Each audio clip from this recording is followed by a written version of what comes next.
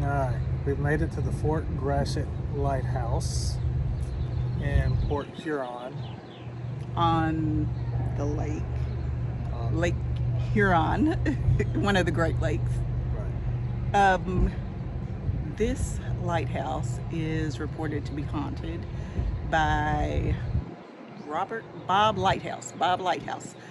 I believe this was also built in 1892. I will put that on the screen later because I'm not sure of the date. As Rob is looking it up now. I'm seeing if I got that picture yet.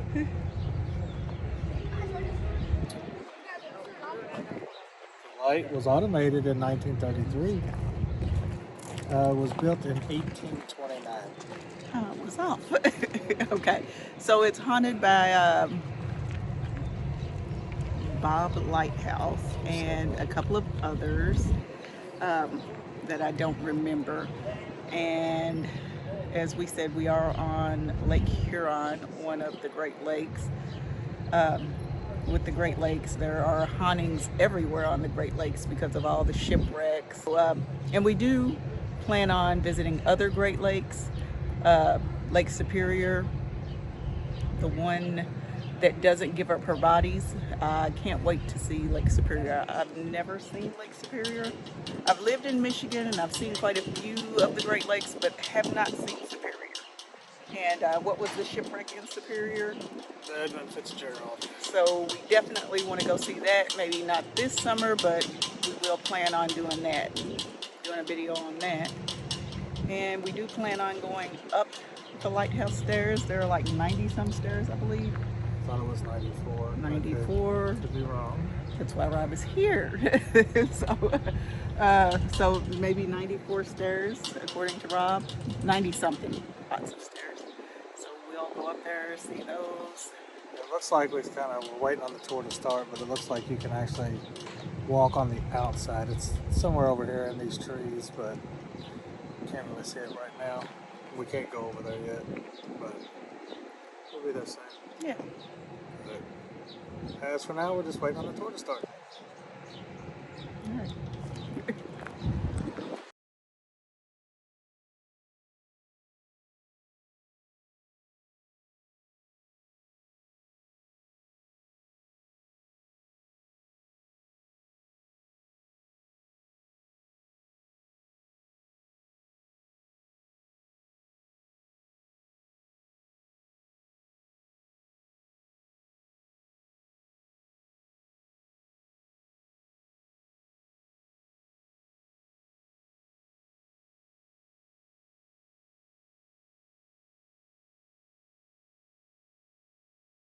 Rapids in the middle of the river, a bunch of big boulders and stuff, and the idea was that the British would sail up the river and get their ships stuck in the rapids, and then the Americans could sink them.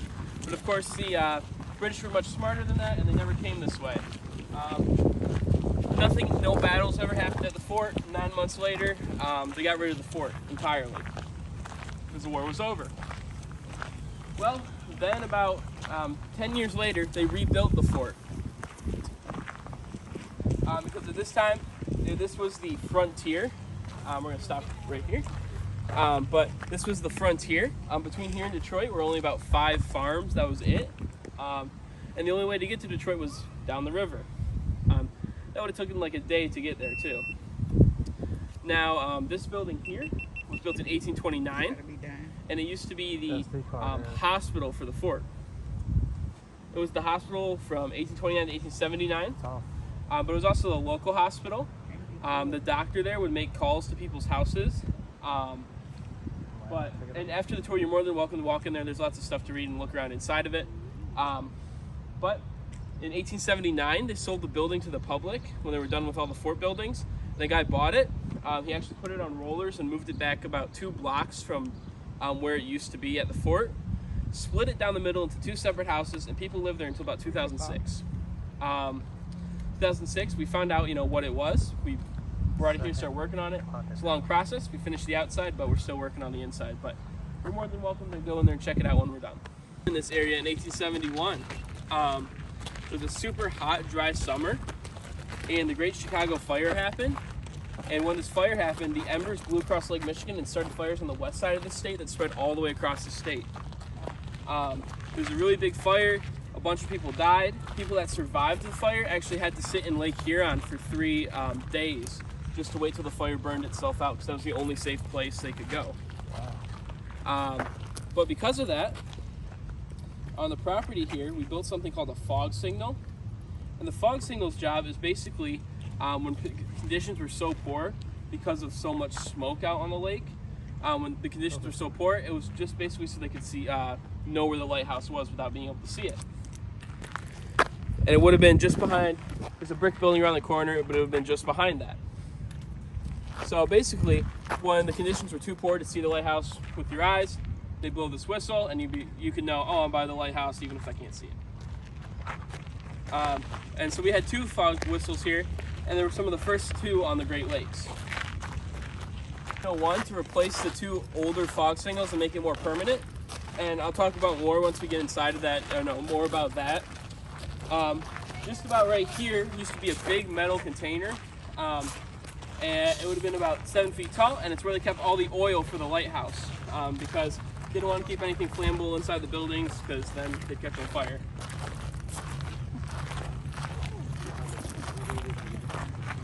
And then as we're going around, I'll mention lots of stuff where, we're in the middle of a 25-year restoration here, which started in 2011, I believe. But one of our most recent projects we finished is the chimney of this, increasing it to its original height.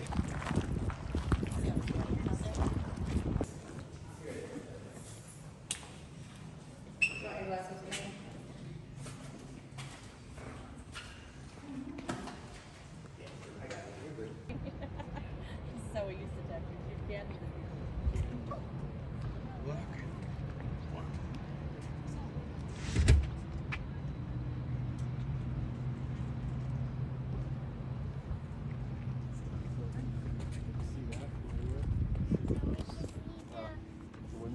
Yeah, yeah. That's the camera. Yeah. I see it spinning over there. Is that maybe? Oh, Is that? Can you see where the windows are spinning way far out? So, as far as where our lighthouse keepers lived, which is, we'll go into one of the buildings next.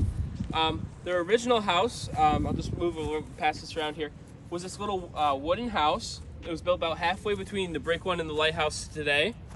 And it was big enough for one guy and his family. The lighthouse service came in and basically said, we'll build you a new house. Built this one in 1874, finished 1875. Interestingly enough, they added a second position here. They had an assistant keeper in his family. The assistant keeper would be in charge of the fog signal, head keeper would be in charge of the lighthouse, and it was basically because they figured doing both was too much of work for one guy. Up until 2004, this property was part of the Coast Guard base until they built the new one next door. So everything was modernized in there. About 2 years ago, we finished the south side back to the 1930s, which is the side I'll take you in a minute. I'll talk about my favorite lighthouse keeper here, who's our first lighthouse keeper. He actually was in the lighthouse that fell over in 1825 before they built this one. But his name was George McDougall Jr. He was a ex-lawyer from Detroit. So his dad was a Revolutionary War general. He was rich himself. He owned Belle Isle down in Detroit. Now he had some scandals he was involved in, so they basically took away his license to be a lawyer and made him the lighthouse keeper. Now, sources at the time described him as an eccentric bachelor. So take that however you want. But he was 350 pounds. He couldn't make it through the top of the lighthouse. So he subcontracted his work out for 23 years. So he essentially paid someone to be the lighthouse keeper, and he lived in the house here. Maybe that was a smart idea, but.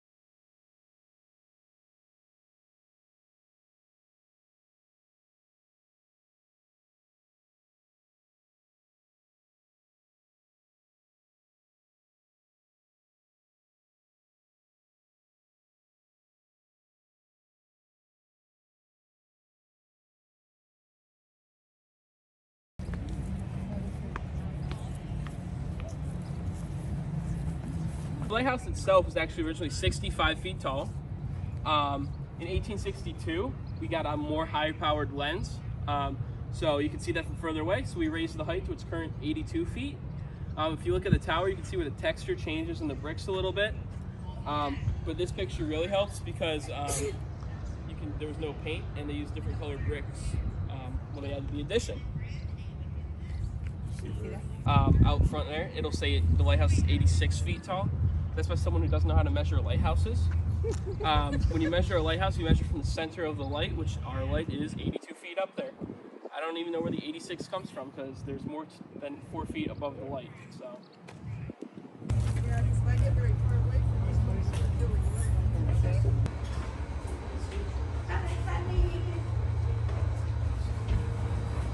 That's some stuff to talk about before we head up. Stop. Stopping in front of the doorway. So, the room you're standing in is called the doghouse. So you can see how thick the walls of the lighthouse are because they're from here to over there. But that's the walls of the lighthouse itself. Wow. Our steps here were put in 1863. Prior to that, they had wooden planks coming around the inside of the walls here. There's 94 steps. Every 26 steps, there's a landing and a window to look out of.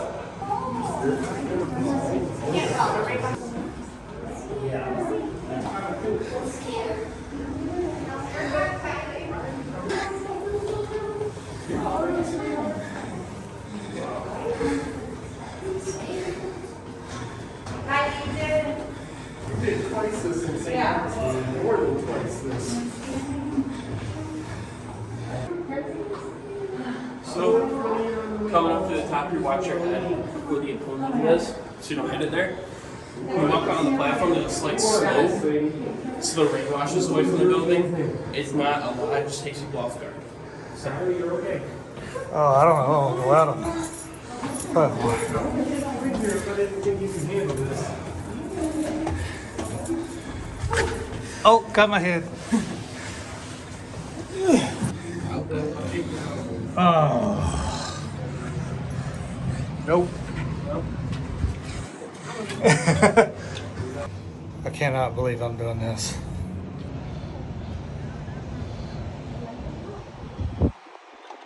Oh. Oh my God.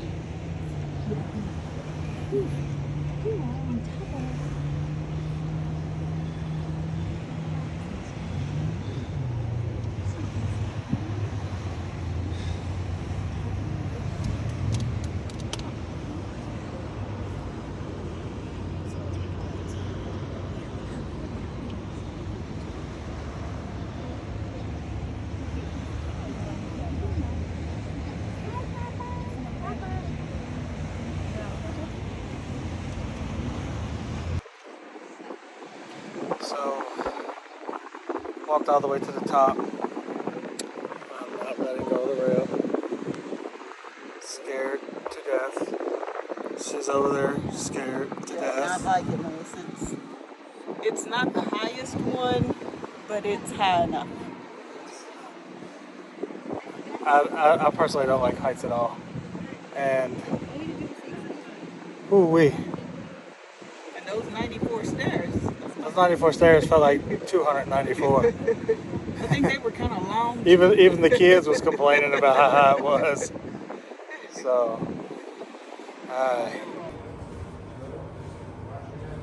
well, this should be easier now that we're going down. No, down I think is worse for me. Wait, you You see what I'm doing? see, like you're climbing backwards down the ladder, you know? Exactly. Yeah. I'm right here too, okay?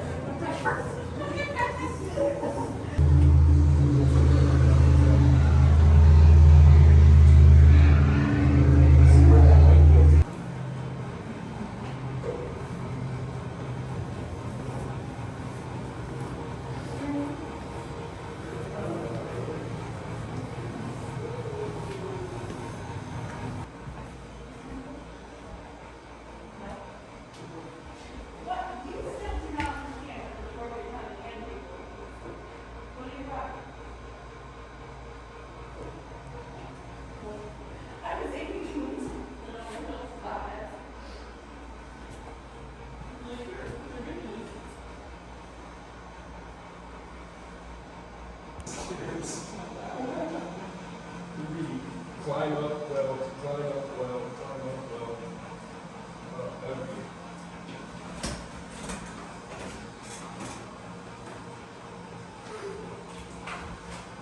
Okay. So there's hand sanitizer on the desk to the left. But everyone that climbs up gets their sticker.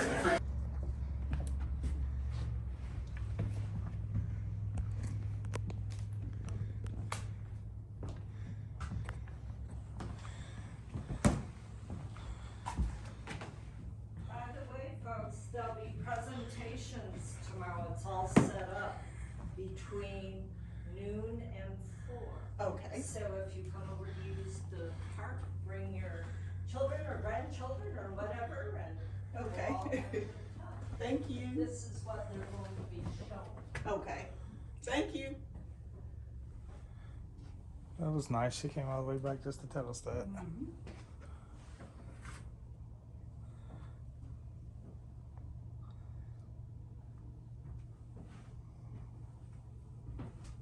Oh, this is all original in the roof and stuff from 1828.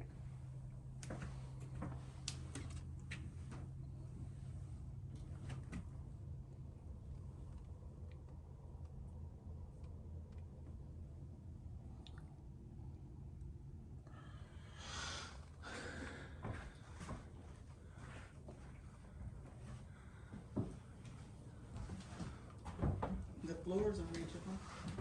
It was uncovered by work crews in 2007.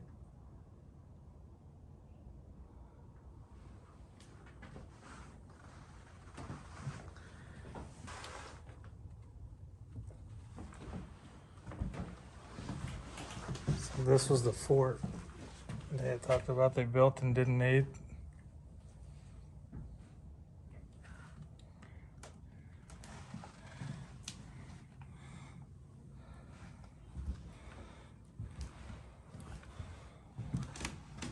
The oldest structure in the county and the last remaining building from the historic Fort Gratiot.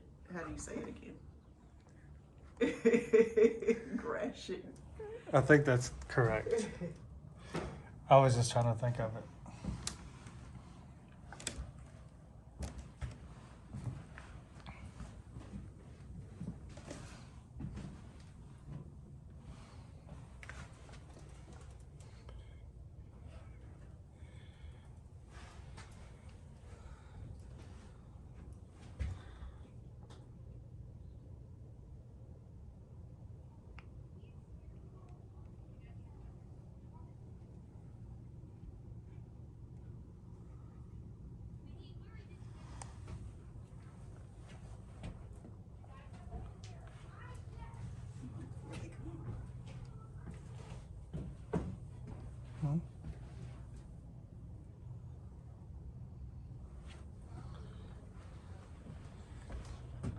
That fan is not original.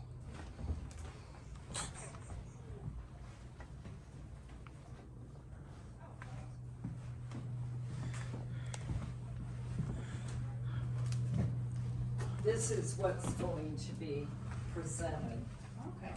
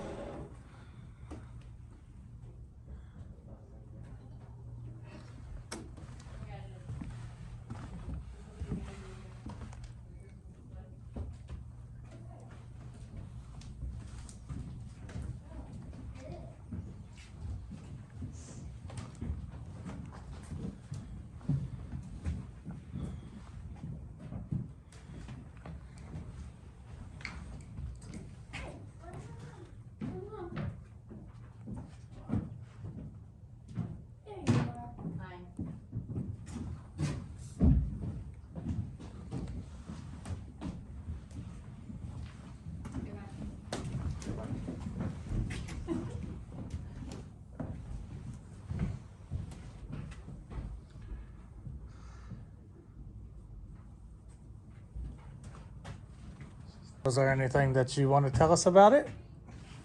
I wish I knew more. The two men who are the curators of me to keep the doors open because we love.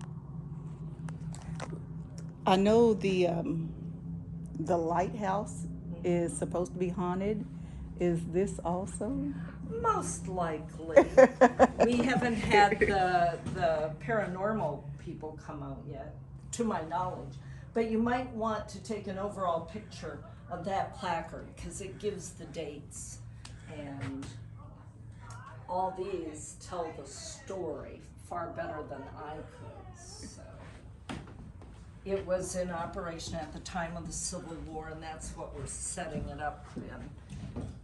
And the presentations this weekend are including some pomp and pageantry out on the green, are going to be in remembrance of the Civil Warriors, particularly I believe it's 1863, the Battle of Vicksburg and the Battle of Gettysburg, which took place on the 3 days, July 3rd, July 4th, and July 5th, I believe, or it may have been the 2nd, 3rd, and 4th. But that was the turning point to the war. And of course, from whence the Gettysburg Address came. So.